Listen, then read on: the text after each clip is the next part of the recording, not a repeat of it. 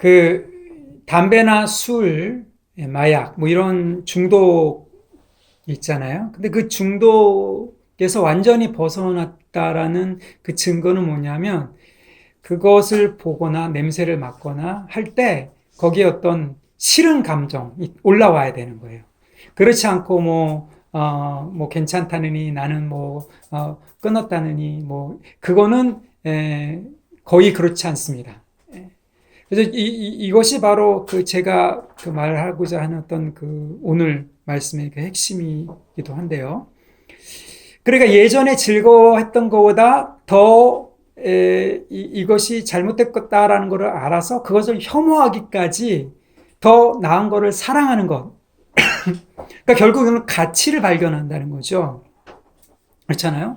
그러니까 담배나 뭐 술이나 이런 것이 즐거웠었다가 세상의 어떤 즐거움이나 또 즐거웠다가 하나님을 찾으면 이것이 나에게 즐거움을 줬던 잘못된 것이라는 것을 알고 혐오 감정이 올라와야 돼요. 그러니까 결국 어떻게 보면 사랑과 그 미움은 동전의 양면이라는 거죠. 하나님을 사랑하는 것은 세상을 미워하는 것이다. 이게 동전의 양면인 거예요. 그래서 오늘 우리가 읽은 이 말씀, 시편 119편 97절부터 104절까지 말씀은 히브리어 13번째 알파벳 메임으로 시작되는 그러한 시입니다. 근데 여기 여러분이 읽으셔서 아시겠지만 거기 원수보다, 스승보다, 노인보다, 그 다음에 꿀보다, 뭐뭐보다 더 낫다, 더 승하다 이런 표현을 쓰잖아요. 비교 표현을 쓰잖아요. 그 히브리어로 민인데 그 다음 메임으로 시작해요. 그러니까 이 시편 기자는 97절부터 100절까지 이 네 구절에서는 하나님을 사랑하는 것에 대해서 그 유익에 대해서 얘기를 하고 그러니까 그 가치를 발견했다는 거죠. 나머지 101절부터 104절까지 네 구절에서는 그 하나님을 사랑했기 때문에 악한 길을 미워하고 악한 자를 미워하고 그 끝에 보십시오. 104절 보니까 모든 거짓 행위를 미워하게 된다. 이해가 되세요? 97절에 내가 주의 법을 어찌 그리 사랑하는지요 시작했다가 내가 모든 거짓 행위를 미워합니다 라고 끝난다는 거예요. 그게 그 사이에 뭐가 있냐 그러면 가치의 비교가 있는 거예요.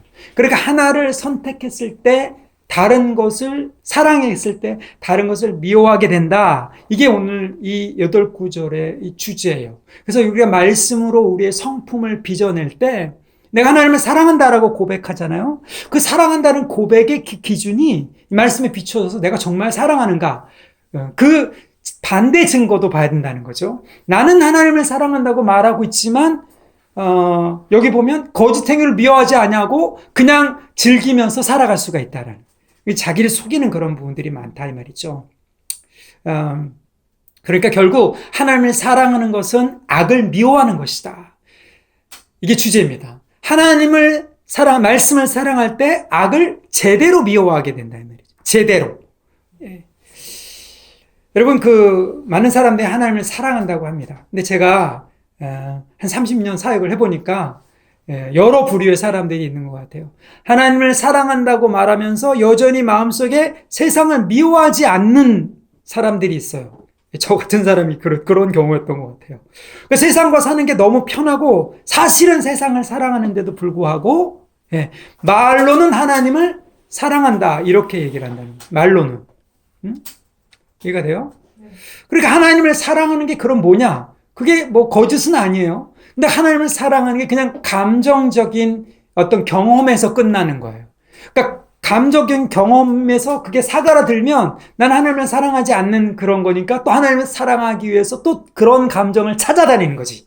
감정에서 감정, 집회에서 집회, 무슨 예언에서 예언, 치유에서 치유 이런 거를 계속 찾아다니는 게 하나님. 근데 그런 사람들이 영적이다라고 이렇게 얘기를 하면서 하는 짓들 보면 세상에서 하는 그런 사람들보다 더 악하거나 더 탐욕적이거나 더 음란하고 더 부패한 그런 가치관을 가지고 하나님을 사랑한다라고 이렇게 얘기하는 사람들이 있는 거예요. 이게 우리가 좀 돌이켜봐야 되는 거예요. 이 시편 기자의 그 고백에 비춰봐야 되는 거예요. 또 하나는 하나님을 사랑한다 그러면서 자기 기준으로 세상을 미워하는 그런 사람들이 있더라고요. 이게 무슨 얘기냐? 하나님을 사랑하면 하나님, 여기 보면 하나님의 법에 의해서 하나님의 의, 하나님이 미워하시는 것을 내가 미워하는 것이 그게 의거든요. 근데 하나님을 사랑한다 그러면서 종교적으로 자기가 생각하기에 옳지 않은 것을 혐오하는 사람들이 있어요. 요즘 시대에 많습니다. 그 사람들이 바로 예수를 죽인 사람들이에요. 바리새인들이요, 예?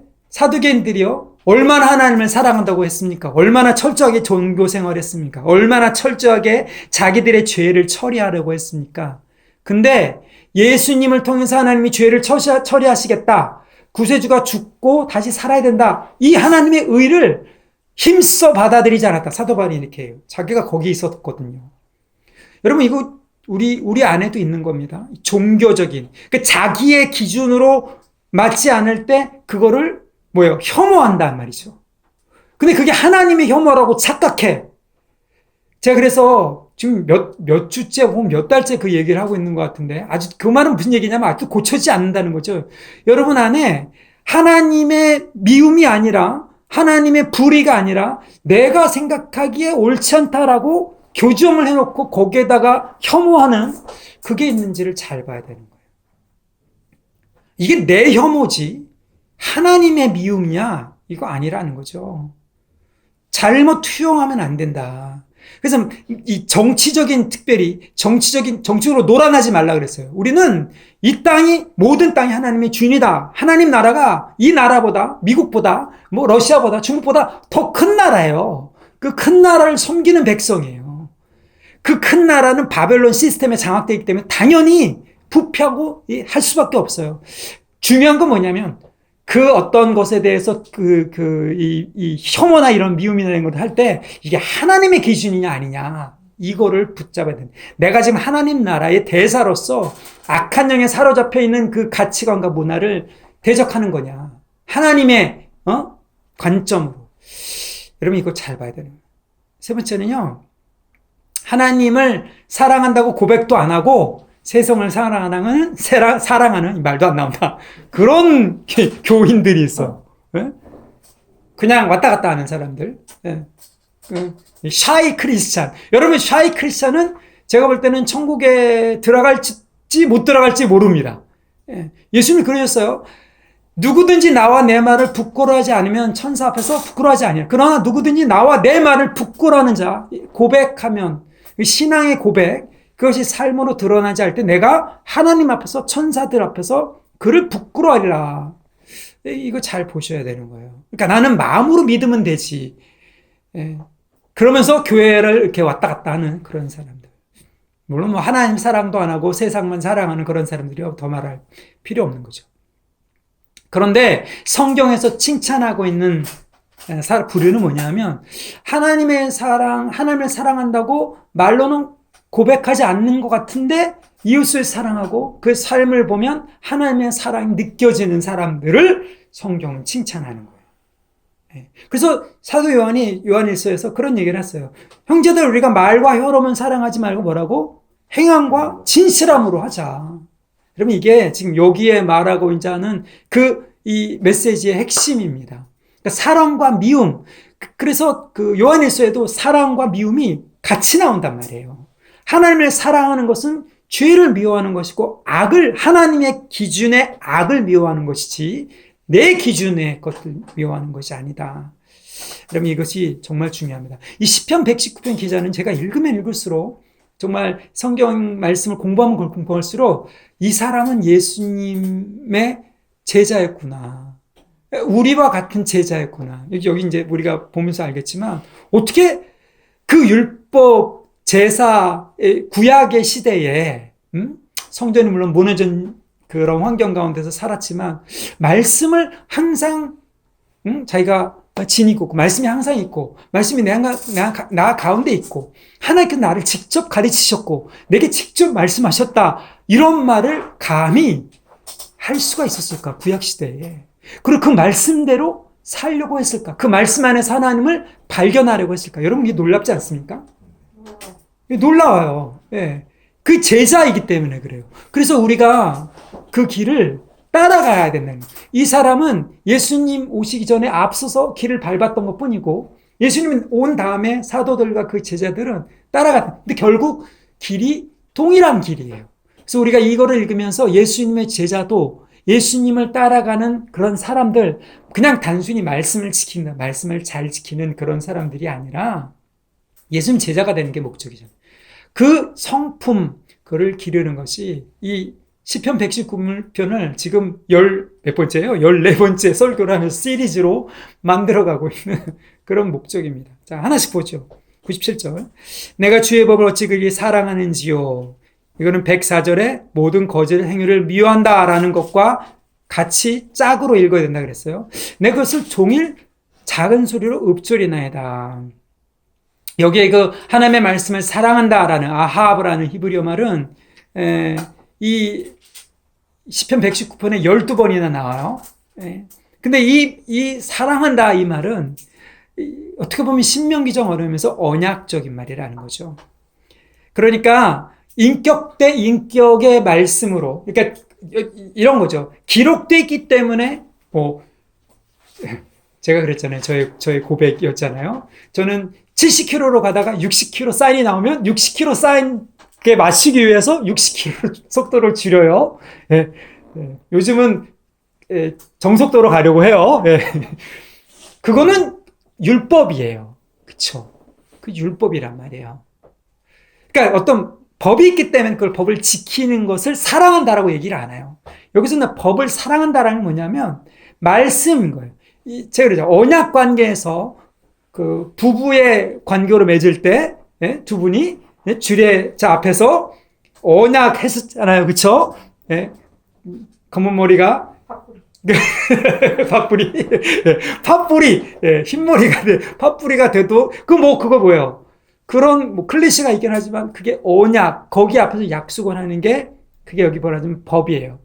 그 언약 관계에서 내가 하나님을 나한테 인격적으로 하신 말씀이다라고 했을 때 사랑한다 이 말이죠.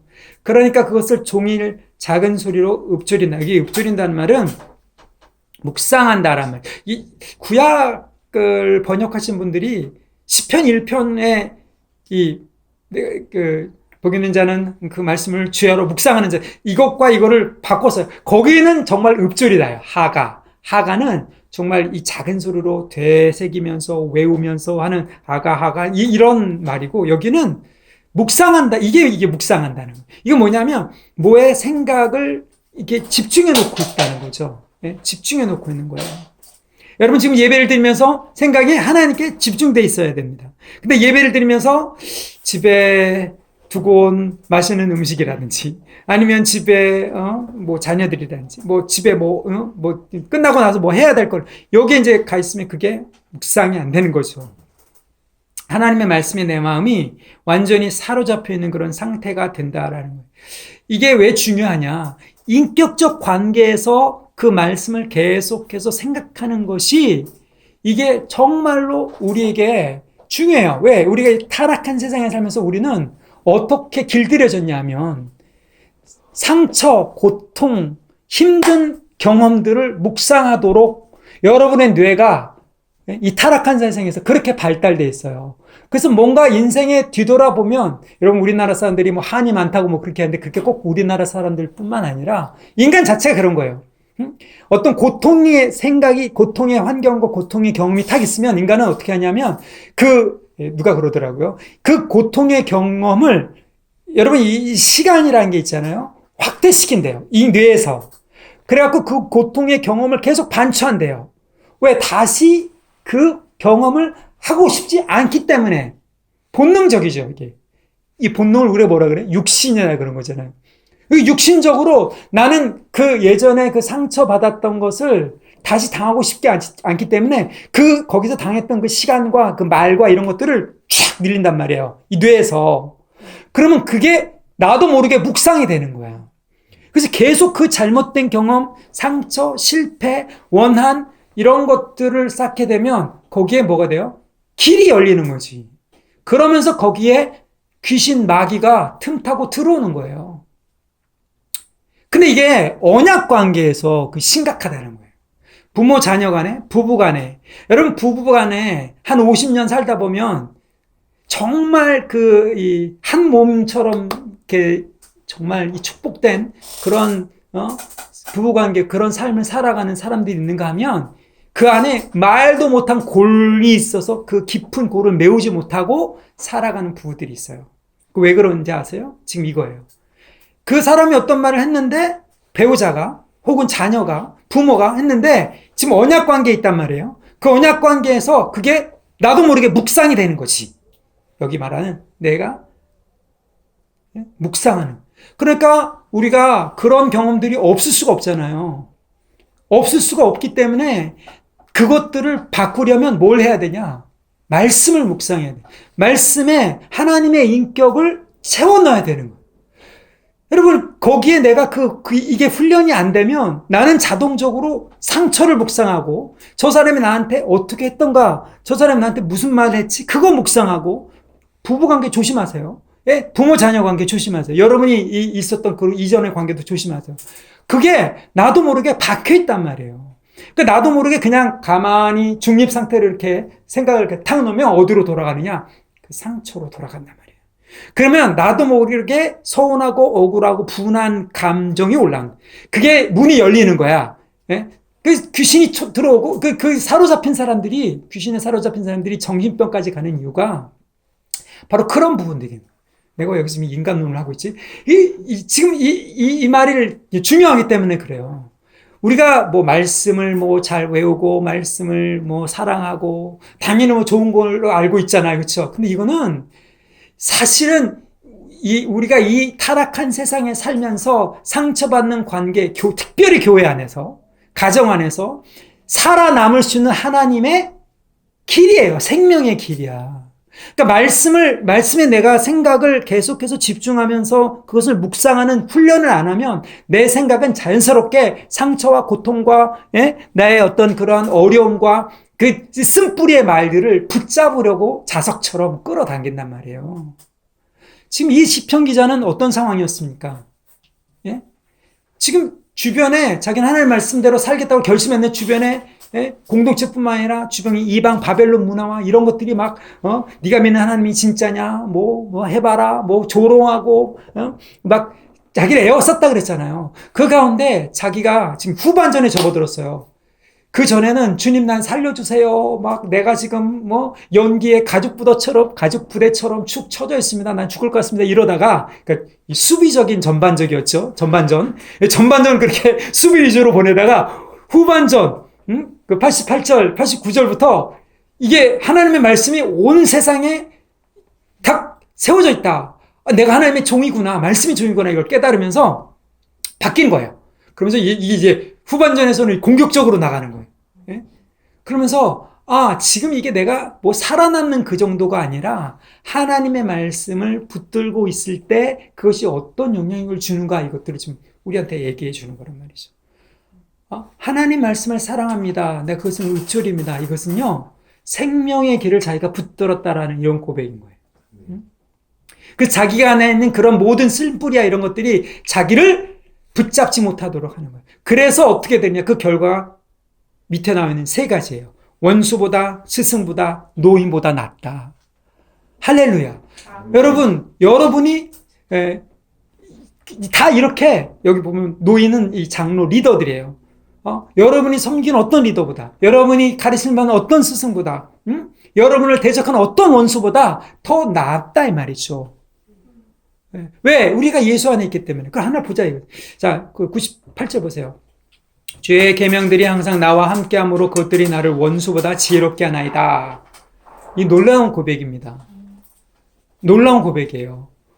아니, 그 당시에는 여러분 예전에 우리 어렸을 때 흑백 TV, 저는 이제 흑백 TV에서 칼라 TV 나오는 그 시대였는데, 그 마을에 TV 하나 있으면 온 마을 사람들이 다 그 TV 들어가고 왜 기밀 레슬링 이런 거 다 모여서 보고 막 그랬잖아요.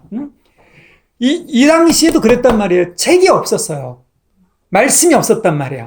근데 이 사람은 어떻게 고백해요? 주의 계명들이 항상 나와 함께 하고 있다. 무슨 얘기예요? 내 안에 지금 말씀이 새겨져 있다. 지금 자기가 묵상하고 말씀을 외우고 그랬겠죠. 구약시대. 근데 그게 자기 안에 새겨진 말씀이고 말씀이 항상 나와 함께 있다라는 그 고백으로 하는 거예요. 여러분이 지금 이 기록된 이 성경책을 가지고 다니지 않아도 성령께서 여러분 안에 예수를 증거하시면서 새 언약, 새 계명을 새겨주셨기 때문에 여러분도 이 고백을 할 수 있다. 주의 계명들이 내 안에 새겨져 있습니다. 그래서 그게 어떻게 됩니까? 나를 원수보다 지혜롭게 만든다. 할렐루야. 여러분, 왜 이게 중요하냐면, 우리가 이 세상에 살면서 우리는 인생의 전략과 방향성 이런 것들을 잘 몰라요. 그 상상 원수들이 그것들을 이렇게 뒤집으려고 한단 말이죠. 네? 그래서 여기 우리 그 98, 99, 100절은 뒤에 나오는 101절, 102절, 104절과 이렇게 짝으로 봐야 돼요. 네. 짝으로 봐야 돼요. 여러분, 이런 게 계시입니다. 여러분한테, 우리한테 주시는 계시예요. 네. 이런 거는 어떤 주석서에도 없는 거예요. 무슨 얘기냐? 내가 원수보다 지혜롭게 된다라는 것은 101절 보세요. 내가 주의 말씀을 지키려고 발을 금하여 모든 뭐예요? 악한 길로 가지 않았다라는 거예요.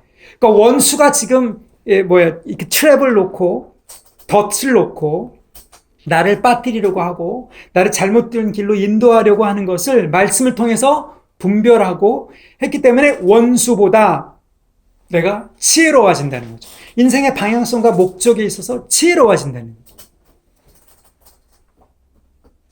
99절 보십시오. 내가 주의 증거들을 늘 여기서 다시 묵상함으로 읊조림으로 나의 명철함이 나의 모든 스승보다 낫다. 이 명철함이라는 것은 통찰력입니다. 본질을 꿰뚫어 주는 거죠. 여러분이 어떤 이 말씀을 배우거나 교회에서 말씀을 읽거나 여러분 스스로 말씀을 읽을 때 하나님께서 여러분 안에 하시는 일이 뭐냐면 세상을 하나님께서 지으신 그 말씀으로 지으셨잖아요. 그 말씀이 기록된 말씀이 있기 때문에 여러분이 살아가는 인생의 본질을 깨닫게 한단 말이죠. 그래서 원수의 어떤 그러한 것들을 다 뛰어넘을 뿐만 아니라 사건의 본질을 우선순위를 깨닫게 만들어요. 그래서 102절 보세요. 주께서 나를 가르치셨으므로 보세요. 나의 모든 스승보다 뛰어난 건 왜 그래요? 하나님이 나의 직접적인 스승이 되셨기 때문에. 이것도 놀라운 고백입니다.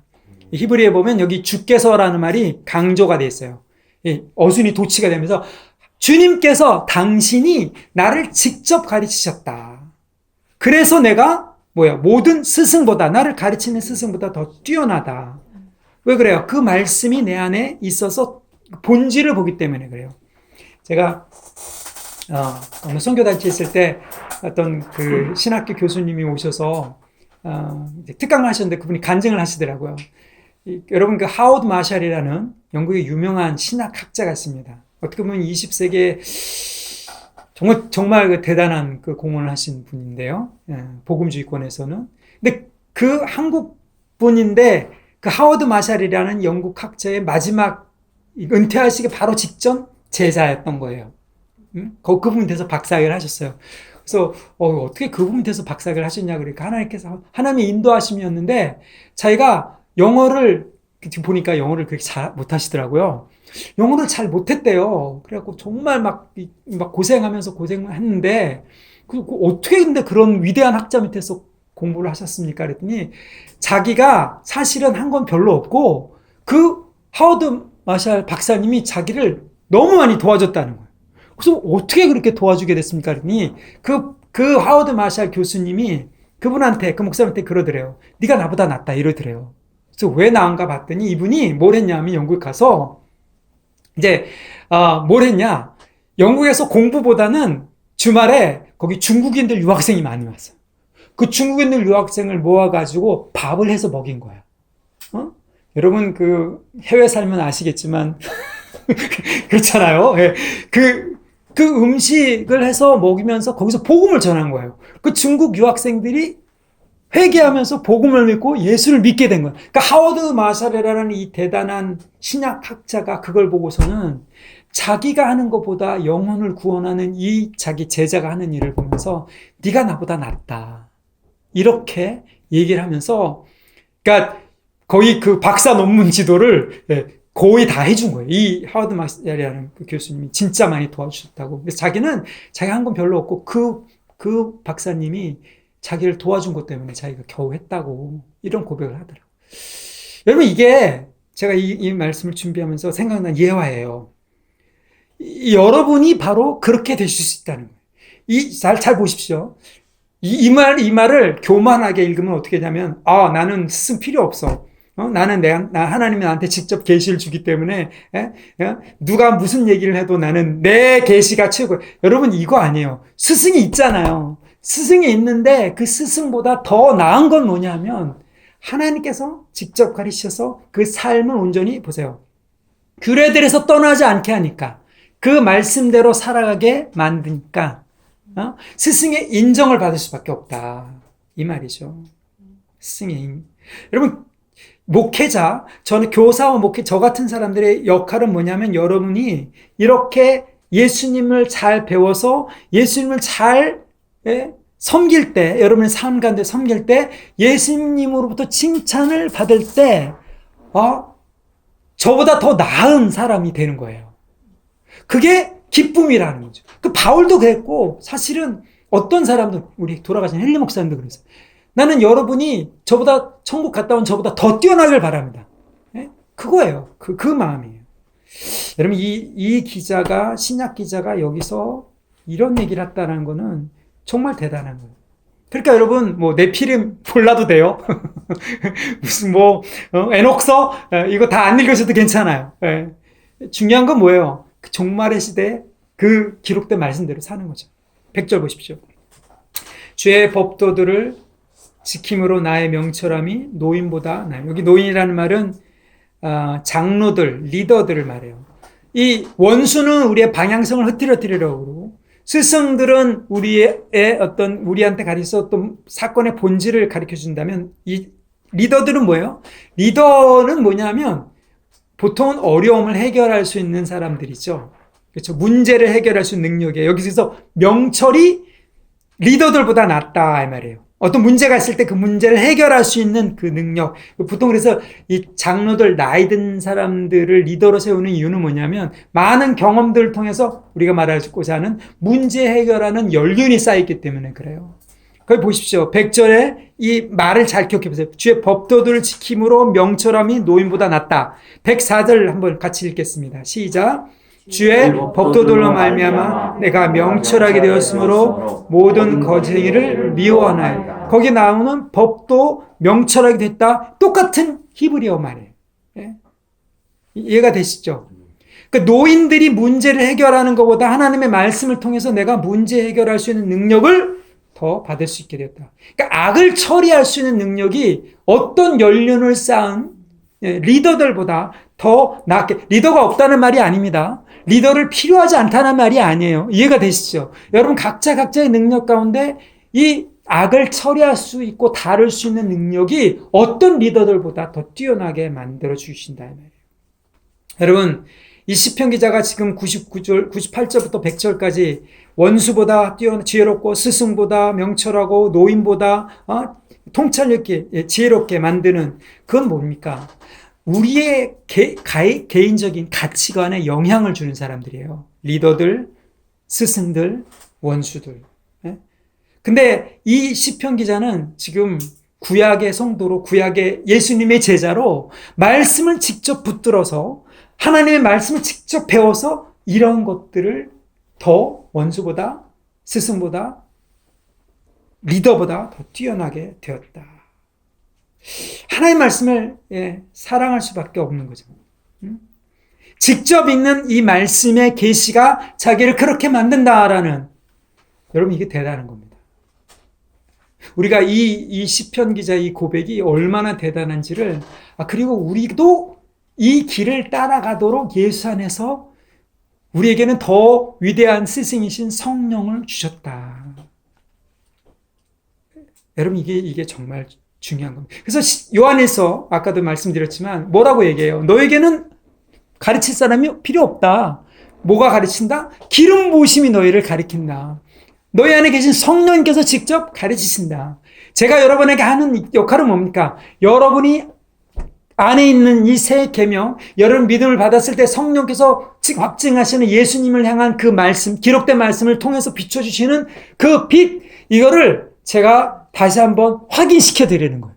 그러니까 이런 거죠. 교회 안에서 말씀을 들으면서 내가 예수님을 더 사랑하고 예수님 말씀대로 이 말씀대로 살고 싶고 그 말씀에서 예수님의 인격을 발견하고 싶다. 그렇게 더 제가 아까 고백했던 것처럼 어떤 책이나 어떤 가르침이 있을 때 예수님을 더 사랑하게 됐다라는 그 고백, 이게 없다면 사실 은혜 받는 게 아니에요. 예? 여러분 그걸 잘 보셔야 됩니다. 자, 그럼 우리 101절부터 104절 봅시다. 예. 두 번째는 뭐예요? 하나님의 말씀을 사랑한다고 고백하는 자기 안에 그 결과들이 원수보다 지혜롭고 스승보다 통찰력 있고 노인보다 명철한 그 반대 이면의 측면은 뭐냐? 악을 미워하게 됐다 이 말이에요. 그 성품이 어떻게 나오느냐? 악을 미워한 거예요. 101절 보십시오. 우리 98절 같이 연결해서 뭐라 그랬어요? 내가 주의 말씀을 지키려고 발을 금해서 모든 악한 길로 다니지 않았다. 나의 원수들보다 지혜롭게 됐다 이 말이죠. 응? 그렇잖아요.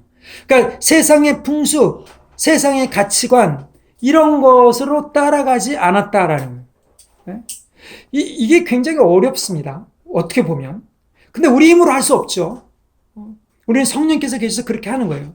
그 세상은 돈을 가치의 기준으로 삼아요.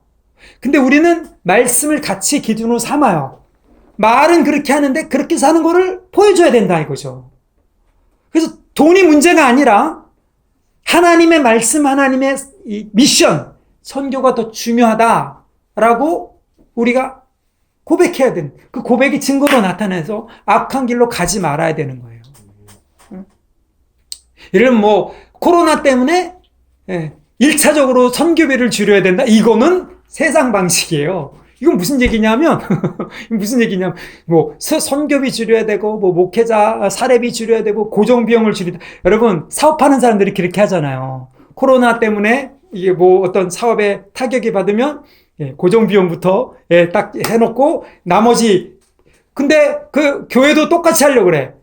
무슨 사업하는 것처럼, 무슨 헌금이 줄어들면, 선교비 줄이고, 목회자 사례비 줄이고, 여러분, 이렇게 되는 거는 돈을 가치 기준으로 삼기 때문에 그래요.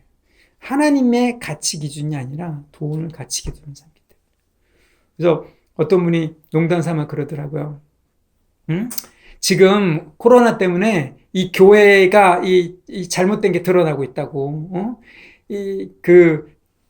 대형 마켓 있잖아요. 무슨 플러스, 무슨 마켓, 이런 데가, 대형 백화점 이런 데가 사람이 안 오니까 막 매출이 줄어드는데, 어디는 늘어나고 있어요? 온라인 상점은 늘어나고 있다고. 그러면서 그분이 하시는 말씀이, 그러면서, 대형 교회들이 지금, 그 헌금이 막 줄어들면서 어디가 지금 뜨고 있냐면, 온라인 교회가 뜨고 있다고. 여러분, 이거 이상한 현상이에요. 악한 길로 가지 않는 것. 아니면 그것을 분별하는 것. 두 번째, 주께서 나를 가르치셨으므로 내가 주의 규례에서 떠나지 아니하였다. 여러분 이게 뭡니까? 스승보다 내가 지혜롭게 됐다, 통찰있게 됐다는 비결이잖아요. 근데 그 비결이 뭐예요? 규례들에서 떠났다. 이 말은 돌아섰다, 배신했다 이 말이에요. 여러분 주님의 규례들에서 배신했다란 말 잘 들으십시오. 하나님과 여러분은 우린 새 언약 관계에 있는 사람들이에요. 근데 새 언약 관계에 있는 사람들이 지금 언약 관계에서 신앙생활을 하고 있다. 이거를 깨달아야 되는 거예요, 우리가. 그냥 교회 나오는 게 아니라 나는 지금 하나님과 언약 관계를 맺은 거예요. 우린 지금 사실은 언약 관계를 맺은 거예요.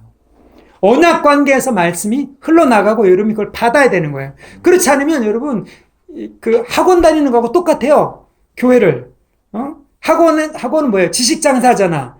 그래서 학원 지식장사하는데 여기서 가르치는 선생님이나 가르치는 교재나 이거 마음에 안 들면 바꿀 수 있어요. 학교도 바꿀 수 있어. 그렇지?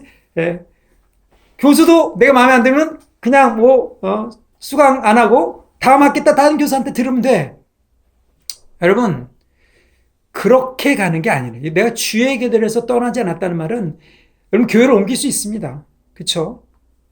교사나 목회자를 다른 목회자나 이런 사람들을 찾아갈 수 있어요. 그러나 랍비 예수, 여러분이 누구한테 말씀을 듣건 간에 예수님을 섬기는 제자다라는 그 언약 관계를 떠나서는 안 된다는 거죠. 근데 교회를 떠나거나 무슨 뭐 말씀을 뭐 누구 어떤 말씀을 듣거나 뭐 누구를 어떻게 하거나 이렇게 할 때 내가 지금 하는 이유가 언약 관계에서 하는 건지 아닌지를 잘 봐야 되는 거예요. 이게 바로 이 사람이 말하는 주의 규율에 대해서 떠나지 않았다. 제가 누누이 강조하지만 이 시편 기자는요, 지금 하나님께 인격 대 인격으로 제가 여러분에게 지금 얼굴과 얼굴을 맞대면서 말씀을 드리는 게 하나님의 인격을 여러분이 느끼셔야 돼요. 근데 이 시편 기자는 그 상황 속에서 바벨론 포로 상황 속에서 하나님을 인격 대 인격으로 자기에게 하시는 말씀으로 배웠다는 거예요. 직접 성령으로부터 가르침을 받은 우리하고 거의 비슷한 단계에 이른 거예요. 놀랍지 않습니까? 주께서 나를 가르치셨으므로 내가 주의 규례들을 그 언약 관계를 떠나지 않았다. 여러분 말씀을 배울 때 주님께서 이게 나에게 주시는 말씀이구나 하고 받아야 목회자를 우상화시키지 않습니다. 네? 목회자를 학원 강사 취급하지 않습니다. 목회자를 깔보든지 우상 숭배하지 않으려면 이 관계를 가져야 되는 거예요. 저와 여러분이 이 관계에서 말씀이 흘러나가야 돼요. 내가 그 말씀을 들을 때 내가 주님께서 나한테 주시는 그 말씀으로 내가 받아야겠구나. 여러분 이게 이 시편 기자의 고백인 거예요. 그게 제자입니다. 그랬을 때 103절 한번 같이 읽겠습니다. 시작. 주의 말씀의 맛이 내게 어찌 그리 단지요 내 입에 꿀보다 더 다니이다. 여러분 이게 이 말씀을 사모하는 이 표현이잖아요. 자기가 하나님의 말씀을 얼마나 사모한지 그 당시에 최고의 맛있는 음식은 단맛은 꿀이었죠.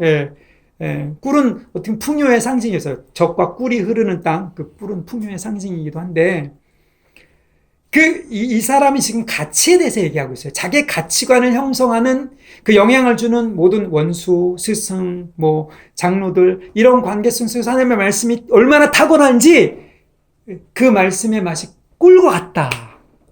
여러분, 말씀이 꿀과 같이 느껴지십니까? 그 말씀의 맛을 꿀과 같이 느끼려면 어떻게 알 수 있느냐? 세상의 것과 이 말씀의 것을 비교해 보면 알 수 있어요. 우리 애들이 무슨 요즘 유행한다는 꼬북칩을 사달라 그래갖고 그걸 어렵게 구했어요. 아니 말도 안 돼. 말도 안 돼. 요만한 한 봉지에 1,400원이나 해. 송 기자님도 그거 좋아하세요? 아니 근데 그래서 이게 무슨 맛이길래 이렇게 환장들을 하나 그래갖고 제가 한번 하나를 집어서 맛을 봤는데 이게 여러분 조미료 맛이야. 조미료 폭탄이야. 너무 맛이 강해갖고 난 막 진저리가 나더라고요. 제가 과자를 왜 그래요? 과자를 원래 안 좋아해요. 원래 안 좋아하는 사람인데다가 이제 그 강력한 그 맛들이 막 조합되어 있는 그것을 먹어보니까 이게 온몸이 화학 반응이 막 올라오는 거예요. 근데 이걸 뒤집어 보십시오. 여러분이 세상에 이렇게 보세요. 그 꼬북칩을 한 봉지를 다 먹고 그 다음에 물을 마시거나 밥을 먹으면 무슨 맛이 나겠습니까? 꼬북칩 맛이 나지. 그렇잖아요. 여러분 이게 이 세상의 말 혹은 누가 이렇게 카리스마적으로 막 얘기하는 그런 말들 있다가 세상에 막 강력한 요즘 혐오 문화란 말이에요. 강력하게 막 욕하는 그런 것들이 사람들의 취향, 사람들의 성향들을 막 끄집어낸단 말이죠. 그런 얘기를 듣다가 성경의 레위기를 읽잖아요. 여러분 성경의 레위기가 강력한 말씀이니까 그런 말이 강력합니까? 사실은 레위기가 어마어마하게 강력한 말이에요. 여러 토라 중에 레위기만큼 하나님이 직접 말씀하신 나 여호와니라. 여러분 이 레위기를 통해서 하나님의 사랑이 팍 느껴져야 되는데 임재가 내가 거룩하니 너희도 거룩하라 이게 확 느껴져야 되는데 그게 안 느껴져. 졸리지. 가장 지루한 성경이라고 얘기를 하죠. 그걸 뒤집어 봐야 되는 거야. 내가 지금 세상의 말들에 너무 익숙해져 있고 세상의 강력한 말들을 얘기하는 톤으로 얘기하는 설교나 가르침에 익숙해져 있기 때문에 말씀이 안 읽혀. 여러분, 저는요, 목회자로서 제 목적은 여러분이 기록된 말씀을 통해서 예수님을 붙드는 거예요. 기록된, 여기 이 시편 기자처럼 기록된 말씀을 통해서 예수님을 붙드는 거예요. 그래서 말씀의 생수를, 맛을 보면서 주님 말씀의 맛이 얼마나 그리 단지요라고 고백하는 거예요. 근데 하나님 말씀은 생수와 같아서 별 맛이 안 느껴져요. 근데 생수란 말이에요. 생수, 여러분 생수 맛 아세요? 생수의 맛을 느끼려면 한 21일, 40일 정도 금식해 보세요. 그러면 그 물맛이 뭐다라는 것을 알 수 있다. 가장 깊고 근본적인 맛을 알 수 있단 말이에요. 네? 그러니까 해석된 말, 센 말, 이런 거 너무 좋아하지 마세요. 혐오가 들어가 있는 말, 조롱하는 말, 이런 거 들어가 있는 설교들, 이런 거 좋아하지 마세요. 거기에 익숙해지다 보면 꼬북치 먹는 거하고 똑같아. 다는 맛이 안 느껴져. 말씀이 안 읽혀. 그래서 어디 가면은 목사님 설교만 듣고 은혜 받았다 그러고 성경을 읽으면서 은혜 받았다는 얘기 안 하는 사람들이 많이 있어요. 그거 이상한 겁니다. 그거 사실은 비정상적이거나 건강하지 않은 거예요. 여러분, 목회자나 교사나 누구죠? 사도나 예언자나 선지자나 전도자나 다 뭐예요? 교회, 예수 그리스도를 세우기 위해서, 여러분 안에 예수님을 세우기 위해서 보내주신 사람들인 거예요. 그러니까 여러분이 예수님을 직접 말씀 가운데 읽지 않고 붙잡지 않으면 그건 다 말짱 도루묵이라는 거죠. 저는 카리스마 없습니다. 전 칼 없어요. 그런 칼은 없습니다. 저는 말씀의 칼은 있지만 그런 칼은 없습니다.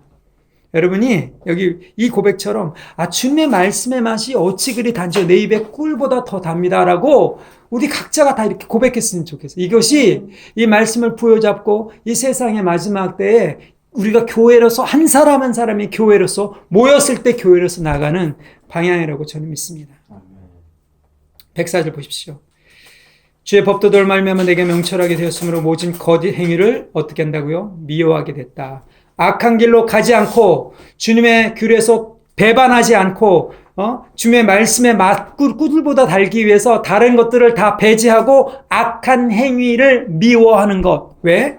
하나님의 말씀이 내 안에 새겨져 있기 때문에. 그것이 의로 보이기 때문에 하나님이 미워하시는 것을 내가 미워할 수 있는 것이 나오는 거예요. 저는요, 이 말씀을 읽으면서 제가 얼마나 회개를 많이 하고 있는지 모릅니다. 제가 하나님을 사랑한다고 하면서 가만히 보니까 미워하는 게 별로 없어. 혹은 사람들이 나를 미워할까봐 세게 얘기를 안 하는 게 너무 많았던 것 같아. 그러니까 나는 왜 이걸 미워하지 않을까? 이게 잘못된 걸 알면서 왜 이걸 반복한다라는 것을 내가 그렇잖아요. 여러분 그런 거 있지 않아요? 그래요. 제가 모든 죄인 중에 괴했습니다. 여러분 그런 거 있지 않아요? 나는 이거 잘못된 걸 아는데 왜 이걸 계속 반복하지? 왜 내가 이걸 계속 보고 있지? 왜 내가 이걸 계속 듣고 있지? 왜 내가 이런 말을 계속하지? 근데 나중에 생각해보니까 하나님을 사랑한다고 하면서 그 행위를 미워하지 않은 거야. 아까 말한 것처럼 담배나 술을 끊을 때 그게 미워지거나 아주 그냥 냄새 맡기도 싫어지는 지경까지 이르러야 되는데 그게 안 된 거예요. 그게 아직 안 된 거예요. 그러니까 하나님을 제대로 사랑하지 않은 거죠. 그렇죠? 그래서 그런 것이 회개가 되는 거예요. 이 시편 기자의 고백, 내가 내 쓴뿌리에서 나와서 그냥 사람을 미워하는 게 아니라 하나님의 사랑하기 때문에 거짓 행위를 미워하는 정도에 이르러야 되는구나. 그러니까 내가 어떤 말을 했을 때 나도 모르게 상처가 나가는 말이 있다면 여러분 그거는 내 안에 미움이 아직 있는 거죠. 응? 잘못된 미움이 있는 거예요. 그러나 어떤 얘기를 했는데 그게 그 사람을 확 찔렀어. 근데 그게 하나님의 말씀이라면요. 그 악을 미워한 거기 때문에 그 붙잡고 있는 것을 건드렸기 때문에 그 사람의 분노가 일어나고 나를 미워해도 그거는 하나님의 말씀이 들어간 거예요. 제가 이론적으로 우리 수지가 우리 아빠는 이론적으로는 빠삭해. 이론적으로는 알고 있었는데 실제 제 안에서 이게 나가는 게 잘 안 됐었어요. 근데 제가 이 말씀을 읽으면서 이건 진짜 내 안에서 성품으로 생겨야 되는 거구나. 여러분도 마찬가지인 거예요. 어떤 말을 했을 때 그것이 인격을 건드리는 나의 말이 아니라 하나님의 말씀으로 나가려면 악을 미워야 돼. 그 인격, 하나님이 지으신, 창조주가 지으신 이 예수께서 구원하신 그 성품, 새롭게 된 그것이 아니라 그것을 잘못 붙들고 있는 여기 원수의 길, 원수가 붙잡고 있는 사고방식, 이런 것들을 건드릴 수 있는 그 말이 나가야 되는 거예요. 악을 미워하는 거예요. 왜? 하나님을 사랑하고 형제를, 자매를 사랑하기 때문에 그래요. 히브리서에 보면 예수님께서 의를 사랑하고 불법을 미워했기 때문에 메시아가 됐다 그래요. 예수님 그러죠. 쌓은 선에서 선이 나온다. 바울도 사랑엔 거짓이 없느니 악을 미워하고 선에 속하라. 여러분, 하나님을 사랑하는 것은 말씀을 사랑하는 것이고, 그게 하나님이 우리 안에 하나님의 성품이 새겨지면서 선이 새겨지면서 악을 미워하게 됩니다. 악을 제대로 미워하고 거짓이라고 판단할 수 있으려면 말씀 앞에 우리가 그 말씀의 단맛을 느껴야 되고, 그것을 통해서 악을 버릴 수 있는 거예요.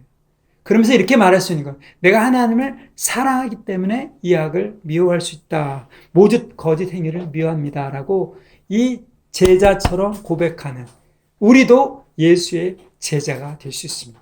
성령님께서 지정하시는 그 말씀을 길을 따라가는 제자가 되는 저와 여러분이 되길 예수님의 이름으로 축복합니다. 아멘. 같이 기도합시다.